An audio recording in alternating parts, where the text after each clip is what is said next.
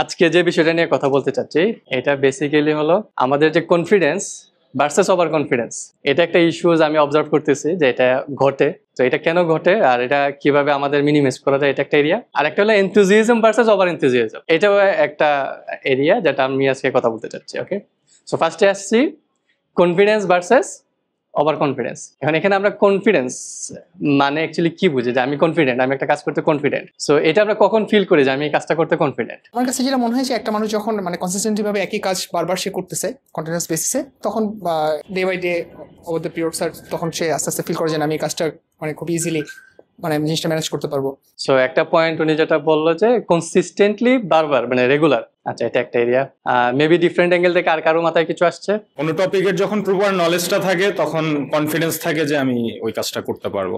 So আমরা second এরিয়াটা পাইলাম যে একটা প্রপার নলেজ, একটা হলো কনসিস্টেন্ট। আচ্ছা, এরপর সবার জন্য দরকার। সো আপনাদের মধ্যে থেকে আসলে যেটা হবে, আমরা এইভাবে লিস্ট করে ফেলতে পারবো যে এই কয়টা জিনিস যদি থাকে তখন আমরা ফিল করবো এটা কনফিডেন্ট। তখন আমরা ডিসাইড করতে পারবো আসলে ওভার কনফিডেন্স জিনিসটা তখন কি দাঁড়ায়। সো এর বাইরে আর কারোর মাথায় কিছু আসতেছে? দুইটার একটা ভ্যালিডেশনও দরকার সিনিয়র দিয়ে, আমি যে এটা পারফর্ম করতেছি বা আমার নলেজটা কারেক্ট কিনা। তো এটা যদি ভ্যালিডেশন থাকে এটার পাশাপাশি, তখন মনে হয় কনফিডেন্সটা আরো বেটার আসবে। সো দ্যাট মিনস কেউ একজন যদি সুপারভাইজ করে এবং যদি সে একটা গ্রিন সিগন্যাল দেয়, সো এটা জুনিয়রদের জন্য অ্যাপ্লিকেবল। বাট সিনিয়রদের সাইডেও কিন্তু সমস্যা থাকতে পারে সেম জিনিসটা। সিনিয়ররা কিভাবে ফিল করবে যে কনফিডেন্ট? সিনিয়ররা কখন ফিল করবে যে সে আসলে কনফিডেন্ট?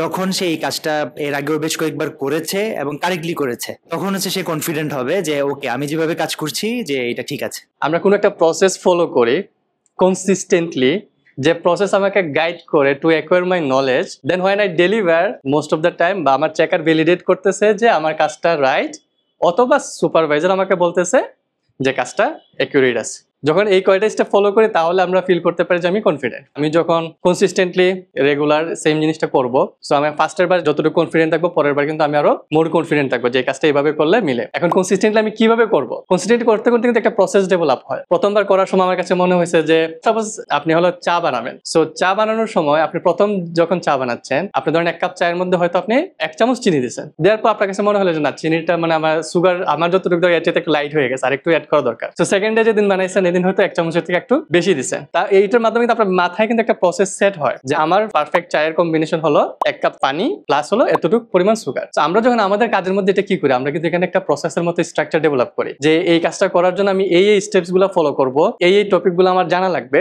দেন আমরা কি করি, কিছু চেকার অ্যাপ্লাই করি। দেন ফাইনালি আমরা বলি যে এইগুলো স্টেপ ফলো করলে আমার কাজটা একুরেট হবে, রাইট? সো এখানে যে মেসেজ আমি দেওয়ার চেষ্টা করতেছি যে এই প্রত্যেকটা জিনিস আমার কিন্তু মানতে হবে টু ফিল কনফিডেন্ট যে আমি কাজটা যেটা করতেছি এটা রাইট ওয়েতে করতেছি। এবার আসি ওভার কনফিডেন্স। ওভার কনফিডেন্ট কখন হই আমরা? ওভার কনফিডেন্ট যখন হয় তখন বেসিক্যালি আমরা এই প্রসেসগুলোকে ইগনোর করা শুরু করি। আমরা আমাদের ব্রেইনকে ট্রাস্ট করা শুরু করি বেশি, যে এই কাজটা আমি এতদিন ধরে করতেছি, আমার এটা দেখার দরকার নাই, আই হ্যাভ মেমোরাইজড ইট, বা আমার মাসল মেমোরি হয়ে গেছে। যখন আমরা এভাবে করতেছি, বাট ব্রেইন আপনার সাথে বিট্রে করবে বেশিরভাগ সময়। যখন আপনি অনেকগুলো স্টেপস ফলো করে যাচ্ছেন, মাঝখান থেকে যে কোনো একটা স্টেপ মিস করে গেছেন, আপনি খেয়াল করবেন না। আর যখন আপনার সেকেন্ড আরেকজন কেউ দেখতেছে, তখন সে দেখেই শুরুতেই বলতেছে এটা তো একটা ইজি জিনিস ছিল, আপনি এটা কিভাবে মিস করলেন? বাট আপনি ফাইনাল রেজাল্টের দিকে ফোকাস ছিলেন, যেটার কারণে মাঝখানে আরো 1-2টা স্টেপ আপনি মিস করে গেছেন। রেজাল্ট হয়তো একুরেট আসছে ওই ফর দ্য টাইম বিং, যেটার কারণে আপনি নিজেকে স্যাটিসফাই করছেন যে আমার ডেলিভারি না, বাট মাঝখানে একটা চেকারে আপডেট করার দরকার ছিল, যে চেকারের উপর বেস করে আরেকটা এরিয়া আপডেট হলে সিনিয়র ওই ডাটাটা ইউজ করতো, ওই চেকারে আপনি আপডেটই করেন না। আপনার দরকার ছিল, ধরেন সাপোজ নর্মালি আমরা যখন ইনভয়েস ক্রিয়েট করি, ইনভয়েস ক্রিয়েট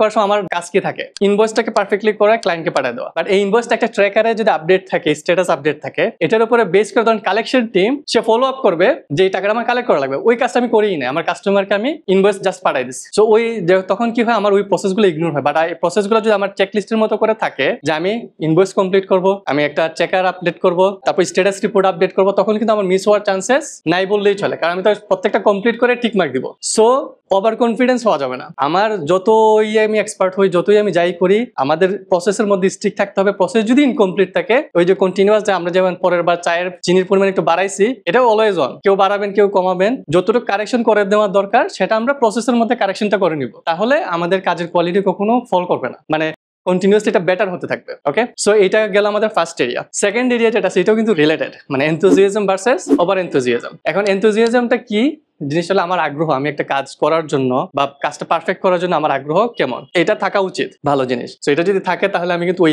যেগুলো বলতেছি যে স্টেপস গুলো আমি ফলো করার চেষ্টা করবো, রাইট? আচ্ছা, ওভার এনথুজিয়াজমের ক্ষেত্রে কি হয়, আমি ওভারডু করার চেষ্টা করি, যতটুকু দরকার তার চেয়ে বেশি করার চেষ্টা করি। সো বেশি করারও কিন্তু নেগেটিভ সাইড আছে। এখন যে 1 চামচ চিনি খায় অভ্যস্ত, তাকে যদি 2 চামচ চিনি দেন, এটা তো ভালো হলো নাকি খারাপ হইলো? খারাপ হলো না? সো আমরা কিন্তু এই জিনিসটাও মাঝে মধ্যেই করি যে আমরা একটা কাজ যতটুকু করা দরকার তার চেয়ে বেশি করার চেষ্টা করি। সো এটা আমাদের অ্যাসেস করতে পারতে হবে উইথ টাইম, অথবা অলওয়েজ জুনিয়রদের জন্য বলবো সিনিয়রদের কাছ থেকে হেল্প নেন যে আমি এর বাইরে কিছু করবো কিনা। ঠিক আছে, আমার মন চাইলো আমি করে ফেলবো, এটা যেন না হয়। মানে আমি মনে হইতেছে শুরুতে আমি মনে উপকারী করলাম, বাট ধরেন সাপোজ আমাদের একটা টেমপ্লেটের উপরে বেস করে ব্যাকগ্রাউন্ড অনেকগুলা প্রসেস ডেভেলপ করে, মানে এখানে আপনি একটা কলাম যে শেপে আছে এই শেপের মাধ্যমে অন্য জায়গায় ইম্পোর্ট রেঞ্জ করে হয়তো কলামগুলোকে টানা হয়েছে। এখন আপনার মন চাইলে আপনি মাঝখানে একটা কলাম ইনসার্ট করে দিলেন যে এটা করলে তো আমার রিপোর্টের কমপ্লিটনেস আরো বেটার হইলো, বাট মাঝখান থেকে কি হলো, ওইটার উপরে বেস করে যে আরো কিছু ব্যাকগ্রাউন্ডে ডেভেলপ করা ছিল ওইগুলো সব নষ্ট হয়ে গেছে। সো মানে keep the positive things, keep motivated, but কোনো কিছু করার আগে ওভার এনথুজিয়াজমের মাধ্যমে মানে এই জিনিসটাকে যেন আমরা